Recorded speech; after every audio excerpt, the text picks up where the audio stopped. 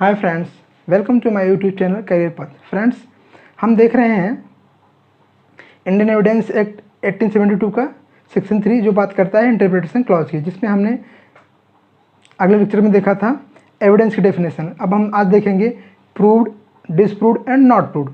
Friends, before dealing with the actual definition of proved, disproved and not proved, I want to explain something, I want to clarify something. Friends, in criminal cases, the fact is to be proved against the accused beyond a reasonable doubt. Means criminal case में आरोपी के against जो fact prove करना पड़ता है, prosecution को कैसे prove करना पड़ता है? Beyond reasonable doubt. If there is even slightest chance of innocence of the accused, the benefit of it must be given to the accused. अगर जरा सा भी डाउट है, चांस ऑफ इनोसेंस, आरोपी को निर्दोष होने का जरा सा भी चांस है उसमें केस में, तो उसका बेनिफिट किसको मिलता है? आरोपी को मिलता है।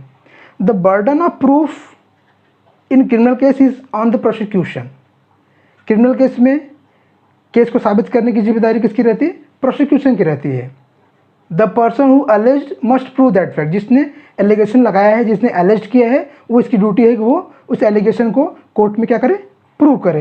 And it has to prove the guilt of accuse beyond reasonable doubt. उनकी ड्यूटी है कि आरोपी के आरोप को बियॉन्ड रीजनेबल डाउट क्या करे? प्रूव करे। In matter of doubt it is safer to acquit the accuse. अगर उसमें कोई डाउट है, अगर प्रोसिक्यूशन फेल होता है एक्यूज के खिलाफ केस प्रूव करने में, या फिर वो उतना सफिशिएंट एविडेंस नहीं दे पाता जिसकी वजह से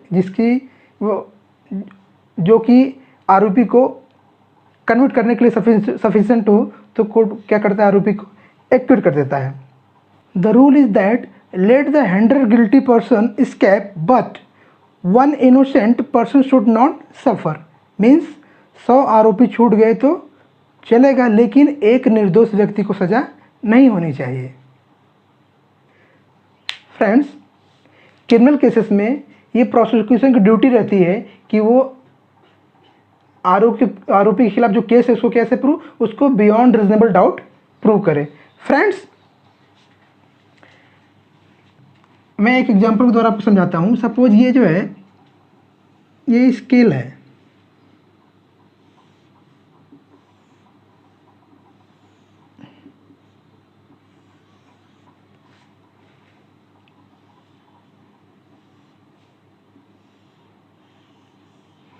ये क्या है? ये क्रिमिनल मैटर में,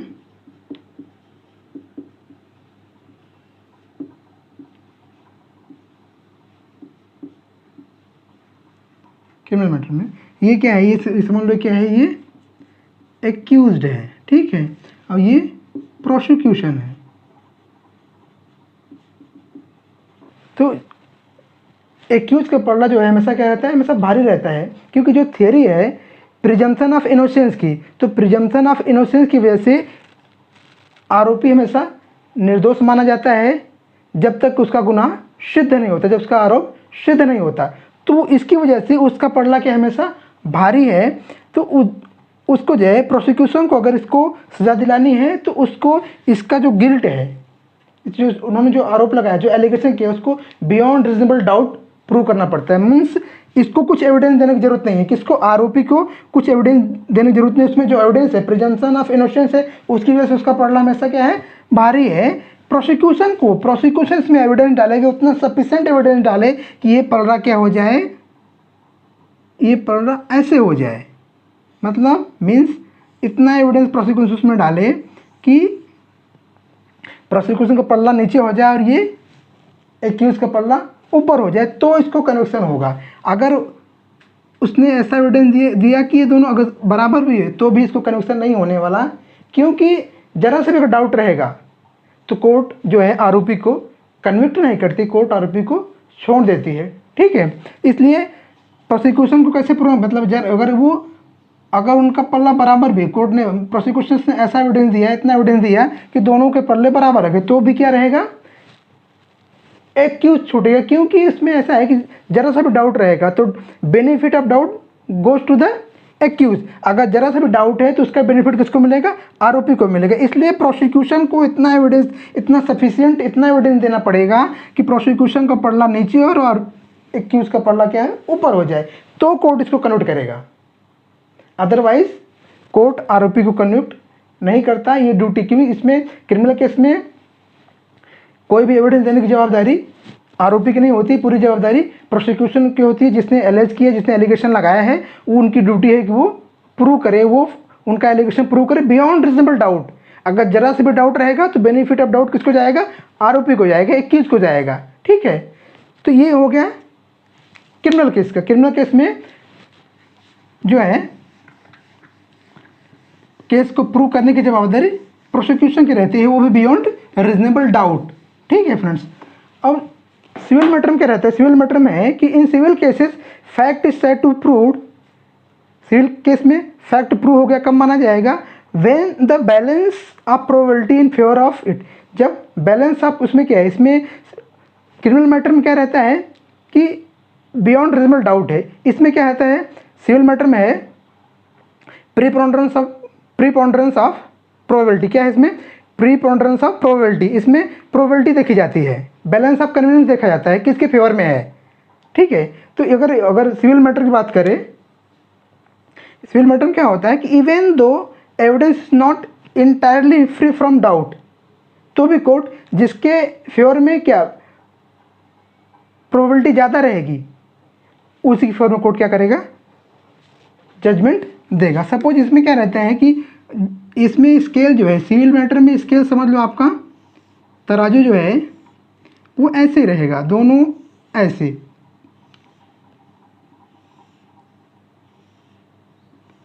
अभी आपका समझ लो ये हो गया पिटिशनर समझ लो या एप्लीकेंट समझ लो। ठीक है,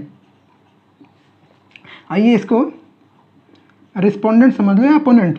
तो इसमें क्या रहेगा कि दोनों के स्केल बराबर हैं। जो इसने कुछ एविडेंस दिया, इसका पल्ला भारी हुआ, उसने कुछ एविडेंस दिया, उसका पल्ला भारी हुआ। तो जिसका यहाँ पे दोनों की ड्यूटी है कोर्ट को सेटिस्फाई करने की। यहाँ पे बियॉन्ड रीजनेबल डाउट वाली बात नहीं, यहाँ पे क्या है? प्रीपोंडरेंस ऑफ प्रोबेबिलिटी है। जिसके फेवर में प्रोबेबिलिटी ज़्यादा रहेगी, जिसने ज़्यादा प्रोबेबल एविडेंस दिया, उसके फेवर में जो है मैटर डिसाइड होगा। तो अगर इन्होंने दिया यहाँ पे, ठीक है, सपोज इसने कोई एविडेंस दिया, फिर इसने कोई एविडेंस दिया, फिर इसने दिया, इसका पल्ला भारी हुआ, फिर इसने दिया, इसका भारी। तो जिसका एविडेंस ज़्यादा है कोर्ट को क्या लगेगा? प्रोबेबल लगेगा। कोर्ट उसी के फेवर में जजमेंट, उसी के फेवर में ऑर्डर पास करेगी। ये हो गया आपका सिविल मैटर। फ्रेंड्स, तो इसमें क्या है? क्रिमिनल मैटर में क्या रहता है? बियॉन्ड रीजनेबल डाउट, और सिविल मैटर में प्रीपोंडरेंस ऑफ प्रोबेबिलिटी। ठीक है, बैलेंस ऑफ कन्वीनियंस किसके फेवर में है? जिसके फेवर में बैलेंस ऑफ कन्वीनियंस रहेगा, बैलेंस ऑफ प्रोबेबिलिटी जिसके फेवर में रहेगी, उसी के फेवर में क्या होगा? ऑर्डर होगा, उसी के फेवर में जजमेंट जाएगा। ठीक है, तो फ्रेंड्स अब हम देखते हैं proved, disproved and not proved. Proved,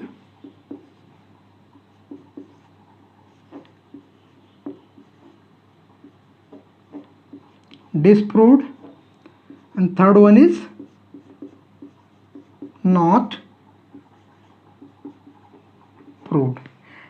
friends, अगर हम प्रूव्ड की डेफिनेशन देखें जो इंडियन एविडेंस एक्ट में दी गई है, तो डेफिनेशन में क्या दिया गया है कि a fact is said to be proved when after considering the matter before it the court either believe it to exist और consider its existence so probable that a prudent man ought, under the circumstances of particular case, to act upon supposition that it exists. इसका मतलब क्या है दोस्तों कि a fact is said to proved, एक fact prove हुआ कब माना जाएगा? जब after consider the matter before it, जो कोर्ट जो मैटर है उसको कंसिडर करने के बाद, उसको समझने के बाद कोर्ट क्या करेगा? Court either believe it to exist, court ऐसा बिलीव करेगा, उसको विश्वास होगा कि ये फैक्ट क्या है? एग्जिस्ट है। जो घटना हुई है वो हुई, जो इफेक्ट है वो क्या है? एग्जिस्ट है। और consider its existence so probable, या फिर उस फैक्ट का एग्जिस्टेंस इतना प्रोबेबल है कि अ प्रूडेंट मैन, एक विवेकशील व्यक्ति, एक बुद्धिमान व्यक्ति क्या करेगा, under the circumstances of particular case, किसी विशेष केस की परिस्थिति में वो क्या करेगा, वो भी ऐसा एक्ट करेगा, वो थिंग्स क्या है, वो चीज़ एग्जिस्ट में है, वो फैक्ट एग्जिस्ट है। मतलब एक प्रूडेंट मैन को भी ऐसा भरोसा, जो परिस्थितियाँ हैं उसको देख के एक प्रूडेंट मैन, एक बुद्धिमान व्यक्ति को भी लगेगा कि नहीं ये फैक्ट एग्जिस्ट है। ठीक है फ्रेंड्स, इसको एक हम एग्जाम्पल तरह समझते हैं। सपोज अ पर्सन, एक व्यक्ति है जो दूसरे व्यक्ति बी पे क्या लगाता है, आरोप लगाता है कि बी ने ए की बाइक क्या की है, चोरी कर ली है। ठीक है, और सेकेंड डे वो बाइक कहाँ से मिलती है, वो बाइक बी के गोडाउन से मिलती है। और उसमें एक पर्सन सी भी है, थर्ड पर्सन सी है, वो बोलता है कि ये क्या है, ये बोलता है कि ये आई विटनेसेस ने भी बी को ए की बाइक चुराते हुए क्या किया, देखा है। तो जब ए ने ये एलिगेशन लगाया, कोर्ट सामने जो ये फैक्ट है, तो कोर्ट ने क्या किया, इसमें क्या है भी कि कोर्ट ने ये सारे फैक्ट को क्या किया, कंसीडर किया।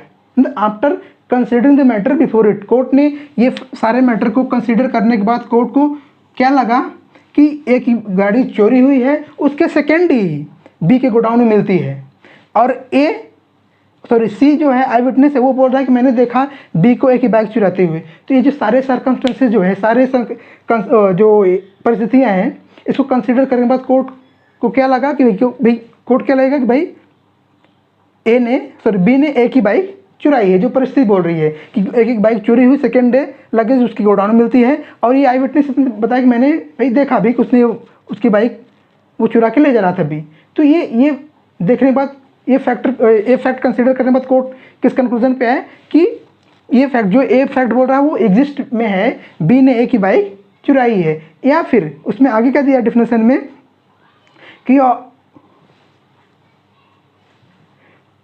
और considers its existence so probable that a prudent man, मतलब या तो फिर सपोज कोर्ट ने सोचो, जो जिस कंक्लूजन में कोर्ट है उसी कंक्लूजन में कोई भी एक बुद्धिमान मतलब विवेकशील व्यक्ति, हाँ, तो वो जो समझदार व्यक्ति वो भी आए क्या, अगर कोई समझदार, कोर्ट छोड़ दो, कोई समझदार व्यक्ति रहेगा तो वो भी अगर ऐसा परिस्थिति देखेगा कि भाई एक ही गाड़ी चोरी हुई, लगेज दूसरे दिन बी के गोडाउन मिलती है और ये उसी बोल रहा है कि हाँ मैंने देखा, तो उस पर एक प्रूडेंट मैन किस कंक्लूजन पे आएगा, वो भी इसी कंक्लूजन पे आएगा कि नहीं बी ने ए की बाइक चुराई है।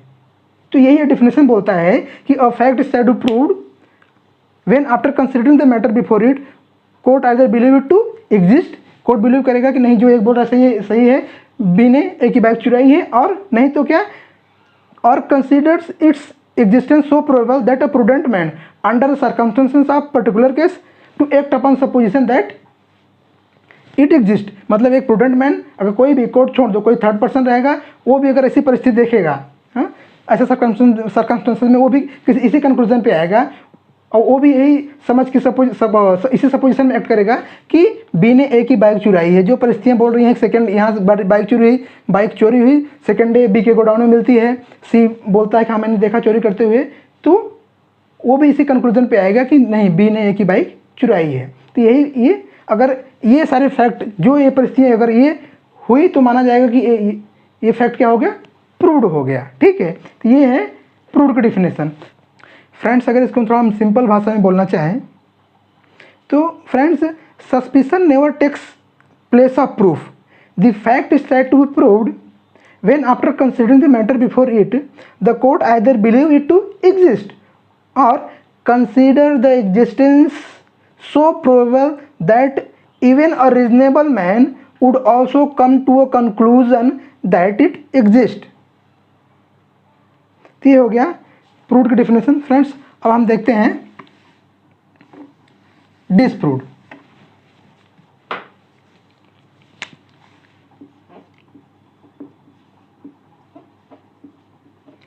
डिसप्रूव्ड फ्रेंड, डिसप्रूव्ड में क्या दिया गया है कि a fact is said to be disproved When after considering the matter before it, the court either believe that it does not exist or consider its non-existence is so probable that a prudent man ought, under the circumstances of particular case, to act upon supposition that it does not exist. So friends, a fact is said to be proved, a fact is said to be disproved. एक fact, कोई भी तथ्य तब माना जाएगा कि वो prove नहीं हुआ, डिस्प्रूव हुआ, जब after considering the matter before it, जो कोर्ट से ना मैटर है उसको कंसिडर करने के बाद, उसको देखने के बाद कोर्ट क्या करेगा, the court either believe that it does not exist, court क्या बिलीव करेगा कि वो फैक्ट जो है वो एग्जिस्ट नहीं है, और considers its non existence so probable, या फिर उस फैक्ट का नॉन एग्जिस्टेंस जो है, अनुपस्थिति इतनी प्रोबेबल है कि a prudent man ought, under the circumstances of particular case, to act upon supposition that it does not exist. एक प्रूडेंट मैन, एक विवेकशील व्यक्ति उसी सर्कमस्टेंसेस में, उसी परिस्थिति में, किसी पर्टिकुलर केस में किस कंक्लूजन पे आएगा या किस सपोजिशन पे एक्ट करेगा कि वो फैक्ट डज एग्जिस्ट नहीं है। इसके लिए फ्रेंड्स एक एग्जांपल देखते हैं, वही एग्जांपल जो हमने पहले लिया था कि सपोज ए एक पर्सन है जिसकी बाइक चोरी होती है, ठीक है, वो कि क्या, इसकी बाइक चोरी होती है और सेकेंड डे वो बाइक कहाँ मिलती है, बी के घर के सामने मिलती है। लेकिन इसमें फैक्ट ऐसा है कि बी जो है वो क्या है, वो ब्लाइंड है, बी जो है वो अंधा है, बिना किसी के सहारे वो चल नहीं सकता। तो ए ने एलेज किया कि बी ने उसकी बाइक चुराई है। अब ये सारा फैक्ट्स जो है कोर्ट के सामने, कोर्ट ये सारे फैक्ट कोर्ट कंसिडर करने के बाद कोर्ट किस कंक्लूजन पे आता है कि नहीं, ये फैक्ट एग्जिस्ट नहीं है, क्योंकि जो बात ए ने बोली वो बात नहीं हो सकती। बी जो है ए की बाइक नहीं चुरा सकता, क्योंकि बी जो है वो दोनों आंखों से अंधा है, वो किसी के सहारे के बिना चल नहीं सकता, ठीक है। तो बी जो है, भले वो बाइक बी के घर के बाहर मिली है, लेकिन बी बाइक चुरा से किसी ने वो बाइक वहाँ पे प्लांट की हो, किसी ने बाइक ले जाकर वहाँ पे छोड़ी हो, कि बी नहीं चुरा सकता। जो ए बोल रहा है वो फैक्ट एग्जिस्ट नहीं कर रहा है, जो ए बोल रहा है वो बात सही नहीं है, ठीक है। और उसमें आगे क्या दिया गया है कि और considers its non existence so probable that a prudent man ought. तो उसमें क्या, सपोज कोर्ट कंक्लूजन पे आया कि ये फैक्ट एग्जिस्ट नहीं कर रहा है, लेकिन अगर इस कोर्ट के स्थान पर कोई प्रूडेंट मैन रहे, कोई दूसरा व्यक्ति रहे, रीजनेबल मैन रहे, एक विवेकशील व्यक्ति रहे, तो वो क्या करेगा, वो भी इसी कंक्लूजन में, जब वो देखिए ए ने एलेज किया कि बी ने बाइक चुराई उसकी, लेकिन जो पूरे सर्कमस्टेंसेस है, परिस्थितियों देखने के बाद, वो सारा केस कंसिडर करने के बाद वो भी इसी कंक्लूजन पे आएगा। अगर वो देखता है कि भाई ए तो बोल रहा है ए की बाइक चुरी हुई, ठीक है, वो बाइक बी के घर से बाहर मिली, बल्कि घर के बाहर मिली, लेकिन बी जो है वो ब्लाइंड है, उसे एक स्थान से दूसरे स्थान जाने के लिए किसी की ज़रूरत पड़ती है, तो इसका मतलब है कि बी जो है ए की बाइक नहीं चुरा सकता। मतलब कोर्ट जिस कंक्लूजन पे कोर्ट आया, ये सारा फैक्ट देखने के बाद जिस कंक्लूजन पे कोर्ट आया, वही ये सारा फैक्ट देखने के बाद एक रीजनेबल मैन, एक प्रूडेंट मैन, एक विवेकशील व्यक्ति भी उसी कंक्लूजन पे आएगा। तो जो उसमें आगे दिया है कि और consider its non existence so probable that a prudent man ought, under the circumstances of particular case, to act upon supposition that it does not exist. तो एक प्रूडेंट मैन वो भी इसी सपोजिशन पे एक्ट करेगा कि ये फैक्ट एग्जिस्ट नहीं है, बी ने ए की बाइक नहीं चुराई, क्योंकि वो बाइक चुरा नहीं सकता, वो अंधा है, वो बिना किसी की मदद के वो एक स्थान से दूसरे स्थान पे जा नहीं सकता। तो जो ए का एलिगेशन है वो झूठा है, मीन्स ये फैक्ट जो है ए ने जो एलर्जी किया वो डिस्प्रूव हुआ, ठीक है। तो यही बात जो है डेफिनेशन में दी गई है डिस्प्रूव की। सो फ्रेंड्स, अगर प्रूव्ड और डिस्प्रूव्ड को सिंपल भाषा में समझा जाए तो प्रूव्ड मीन्स क्या होता है, एक फैक्ट प्रूव हो गया, कब माना जाएगा, जब कोर्ट जो भी उसके सामने केस है उसको समझने के बाद इस कंक्लूजन पे आता है कि नहीं, ये फैक्ट एग्जिस्ट करता है, ये फैक्ट है, ये बातें सच है, या फिर जो सर्कमस्टेंसेस हैं कोर्ट के सामने, जो परिस्थितियां हैं, वो सब परिस्थितियां देखने के बाद एक प्रूडेंट मैन, एक रीजनेबल मैन, एक सादा आदमी एक विवेकशील व्यक्ति उसी कंक्लूजन पे आएगा जिस कंक्लूजन पे कोर्ट आ रहा है। वो सारी परिस्थितियाँ जो कोर्ट सामने फैक्ट्स आए हैं वो सब देखने के बाद वो भी जिस कंक्लूजन पे कोर्ट आ रहा है वो भी उसी कंक्लूजन पे आएगा, तो माना जाता है कि वो फैक्ट प्रूव्ड हो गया। और डिस्प्रूव्ड में क्या है कि सारे फैक्ट्स देख जो कोर्ट सामने जो परिस्थितियाँ हैं, कोर्ट सामने जो केस है, जो सर्कमस्टेंसेस है, वो देखने के बाद कोर्ट इस कंक्लूजन पे आता है कि नहीं ये फैक्ट एग्जिस्ट नहीं कर रहा है। और उसी परिस्थिति में वही सारे सर्कमस्टेंसेस देखने के बाद एक प्रूडेंट मैन, एक रीजनेबल आदमी या फिर एक विवेकशील व्यक्ति जो है, बुद्धिमान व्यक्ति, वो सारा सर्कमस्टेंसेस देखने के बाद, वो सारी परिस्थिति देखने के बाद वो भी इसी कंक्लूजन पे आएगा। किस कंक्लूजन पे? कि वो फैक्ट एग्जिस्ट नहीं कर रहा है। यहाँ पे प्रूडेंट मैन की बात हो रही है, कोई पागल व्यक्ति की बात नहीं। कोई पागल तो किसी कंक्लूजन जाता है, लेकिन एक प्रूडेंट मैन भी जो एक विवेकशील व्यक्ति है वो सारा सर्कमस्टेंसेस देखने के बाद, सारी परिस्थितियाँ देखने के बाद वो भी इसी कंक्लूजन पे आएगा। किस पे? जिस कंक्लूजन पे कोर्ट आ रहा है। अगर वो कंक्लूजन, वो सारे फैक्ट देखने के बाद वो उसको लग रहा है कि नहीं ये फैक्ट एग्जिस्ट करता है तो प्रूव्ड माना जाएगा। वो सारी परिस्थितियाँ देखने के बाद वो कंक्लूजन पे आता है कि नहीं ये फैक्ट एग्जिस्ट नहीं करता है तो डिस्प्रूव्ड माना जाएगा। सो फ्रेंड्स, अगली डेफिनेशन क्या है? Not proved. Not proved. तो नॉट प्रूव्ड में क्या दिया गया है? तो according to section 3, the fact is said not to be proved when it neither proved nor disproved. जब कोई फैक्ट ना ही प्रूव हुआ है और ना डिस्प्रूव हुआ है तो इसको क्या बोलेंगे? Not proved. वो फैक्ट ना तो किसी द्वारा, किसी पक्ष द्वारा प्रूव किया गया है, ना किसी पक्ष द्वारा क्या किया गया है? डिस्प्रूव किया गया है, तो उस फैक्ट को क्या बोलेंगे? हम नॉट प्रूव्ड बोलेंगे। सो फ्रेंड्स, आज के लिए बस इतना ही। फिर मिलेंगे अगले लेक्चर में इंडियन एविडेंस एक्ट के एक नए सेक्शन के साथ। तब तक के लिए नमस्कार।